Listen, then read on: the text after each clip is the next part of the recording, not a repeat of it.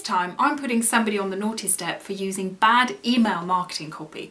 And this is something that we've all been at the receiving end of. Useless emails, bombarded with information that have little or no relevance to us.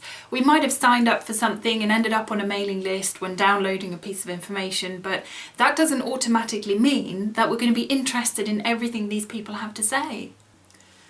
Most organisations take one of two views when it comes to email nurturing. The first view is this. This is where the organisation sends you a series of preset follow-up emails to try to engage you. If you then, at the end of this series, haven't unsubscribed, the organisation will take the view that you're still listening. They will then continue to send you regular information. The second one is this.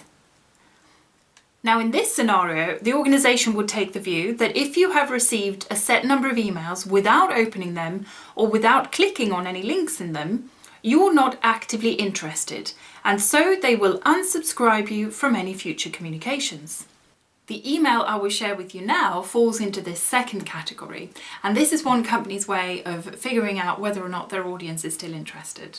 After being on an email list for 3 or 4 months and just occasionally glancing at the content, I suddenly get an email with this rather passive-aggressive subject line. Hello? Knock knock. Anyone there? Part of the email copy then reads, I know with travel, family and the daily grind of work, it's hard to stay on top of things, but you subscribed to this newsletter because you wanted to grow a profitable and purposeful business online, blah, blah, blah. Now, this email does two things. First of all, it's conveying a sense of indignant pride. If this was a person, they would be throwing their arms up in the air going, why would you listen to me?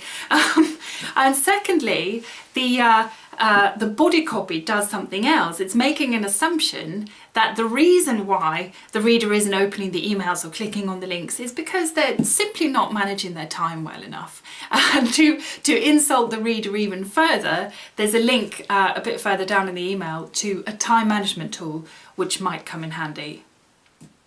So what's wrong with this approach? Well, first of all, there's no real attempt to engage with the reader.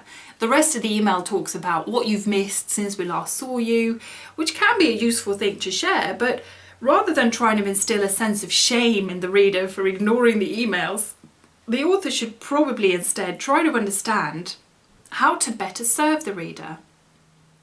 So what happened next? Well, I still didn't really find the email compelling enough to start clicking on links in it, but at the same time I couldn't quite be bothered to unsubscribe either. So I received one final menacing sounding email where the subject line read, should I unsubscribe you?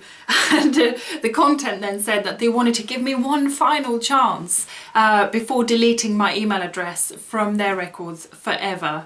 And did I really want to risk missing out on all of their amazing services that they could offer? So here's a tip. If you really have to ask whether you should unsubscribe somebody, you shouldn't even ask. Now, the simple way to look at it is, if you're happy with having some inactive people in your audience who are just glancing at your emails, keep them on your list. If you only want to speak to people who are actively interested, unsubscribe those who are not. Don't force the recipient to make that decision. You make the decision. Now, these guys made a valiant effort at keeping me on their list by making me feel guilty for ignoring them. And for that reason, they're going on the naughty step.